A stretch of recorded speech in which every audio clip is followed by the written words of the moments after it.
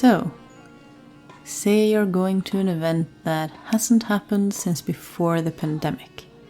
You'll be seeing friends you haven't seen in quite some time and you need a new dress, Viking Age style.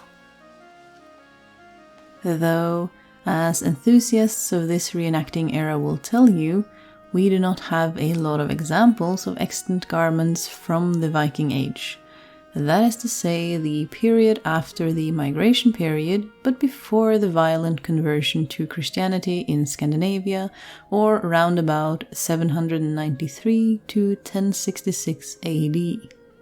One of the best preserved and oldest outfits in Norway, the Skjoldhamn outfit, was found outside Andøya in North Norway and dated to around 1050. And with clear markers of Sami influence. And of course, all the glorious textile fragments from the Oseberg grave in southeastern Norway dated to around the year 834 AD. Tapestry fragments from the latter illustrate, among other things, what might be interpreted as long-sleeved, floor-length dresses. And that is what we will attempt to make a reconstruction of today. Something that will also be appropriate for early and working class medieval wear. But before we get to the actual cutting of things, I really need to tell you about this fabric. Yes, it is a mottled grey wool fabric in a beautiful diamond twill that is barely visible amidst the natural color variation of the yarn. But there is so much more to it than that. This is a reproduction of the exceptionally well-preserved fabric found in Lendebreen Glacier in Norway as part of a project called Vikingull or Viking Gold. And it is the first commercially produced fabric that has been grown, spun, woven and finished entirely in Norway, using only Norwegian wool in a very, very long time. Which, in textile industry terms, is really, really local.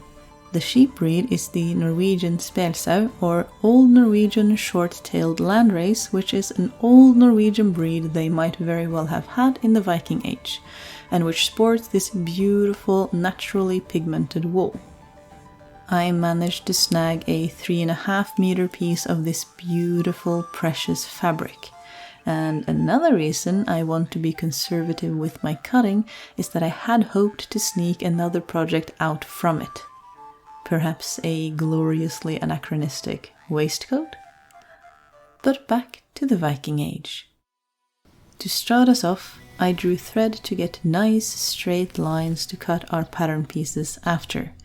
This went much better than anticipated. The fabric was not very felted and the thread was spun nice and strong.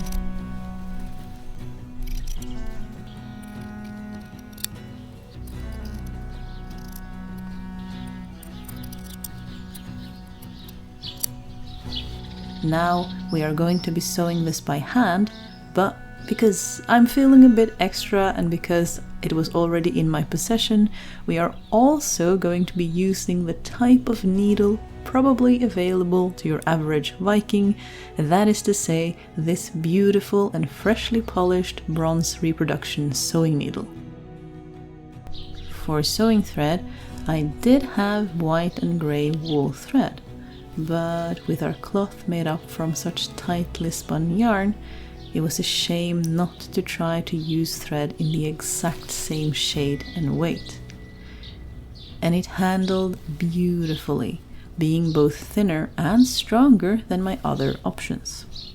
The only thing I noticed is that in backstitching and felling all my seams, you do run out of thread rather quickly. So I did end up sewing with my other wool later on, saving the perfectly matching thread for felling down our seams where other thread would have been much more visible. As this fabric is prone to fraying, I decided to fell my seams as I stitched them. And because experimenting is more fun, I decided to try the strange method of laying more thread over the raw edge and running a wide hemming stitch over the entire thing, as seen from some of the garments from Herjolfsnes in Greenland later on. Perhaps this will felt with washing and help keep everything in place? I did not add thread to seams done with the selvage edges though, as these will not fray in any case. We then proceed to stitch up the many side seams of this dress.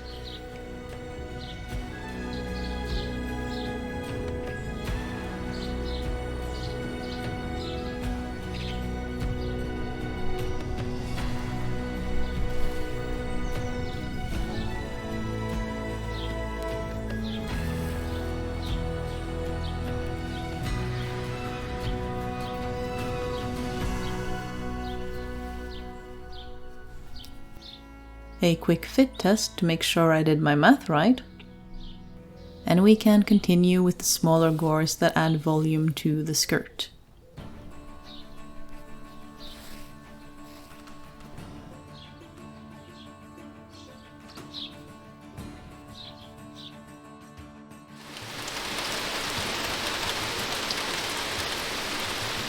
After the weather chased us back inside, we can draw thread in the middle of the wide side gore that would have been a whole triangle and add additional gores there too.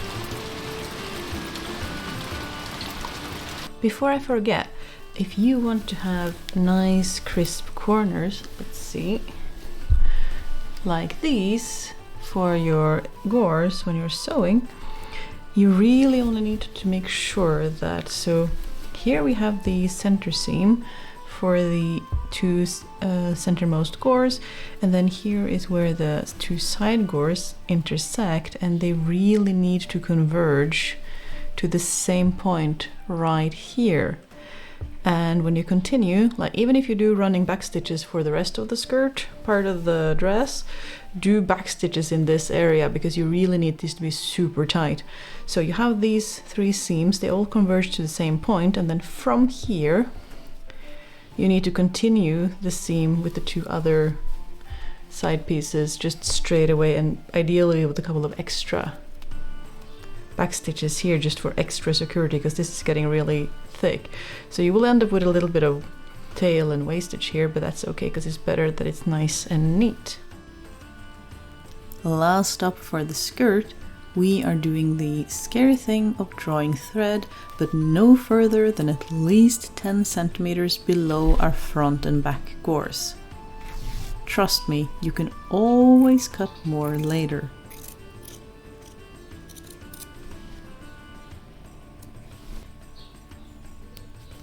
To get these as neat as possible, I'm not stitching all the way to the top from the back, but rather flipping it around to do that finicky top bit from the front, paying extra attention and stitches to the very top where seam allowances are at their smallest. You could also do the entire thing from the front with some careful pinning.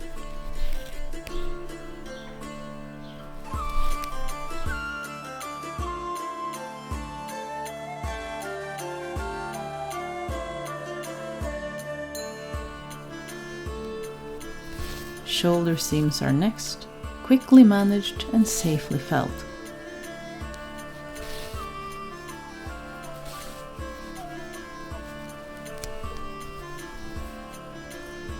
We'll need a head opening to try it on.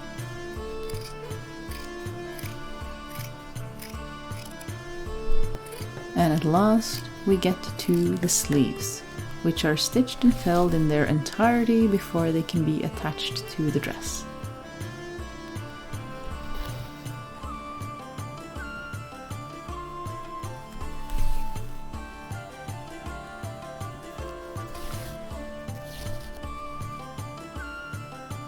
a process for which we also need to cut off a top chunk of our wide side gores to get armholes.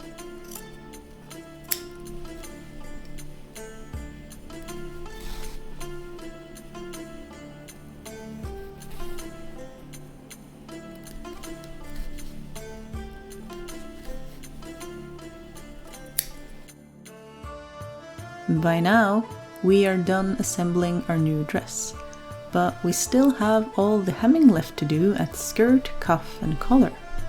So, what say you to changing our scenery to something a little more appropriate?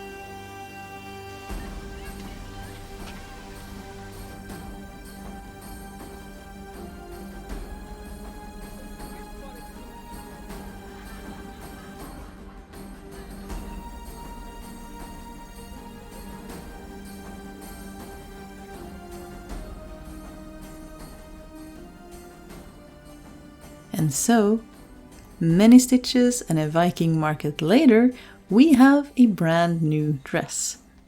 Perfect for the ever-changeable and unpredictable Norwegian weather. With plenty of story behind it, but without being flashy, just like I prefer it.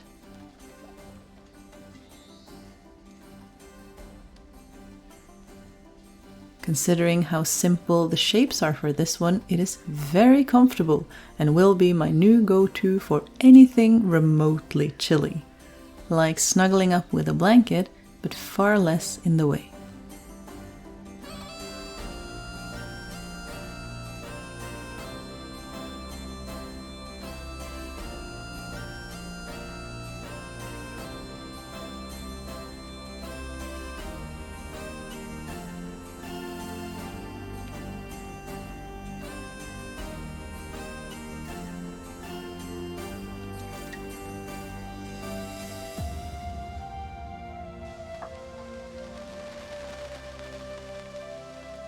Thank you for joining me on this yet another sewing adventure. I hope you enjoyed, and just remember, history and reenacting is for everyone.